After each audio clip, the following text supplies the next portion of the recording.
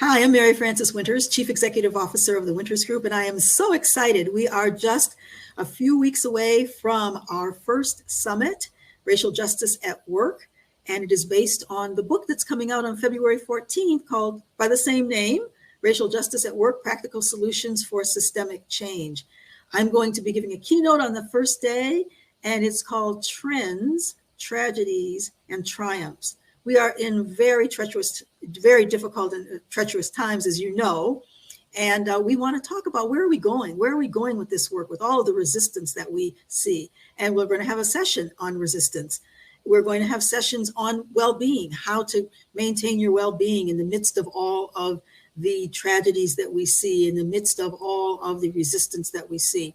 We're going to have a session that deals with procurement and how procurement policies can negatively impact small-owned businesses. We're going to talk about HR policies and practices and how to change those policies and practices so that they're more justice-centered. We're going to talk about marketing and advertising. We're going to talk about leadership accountability. We have sessions on all of these things. And if you register, you will get a digital copy of the book.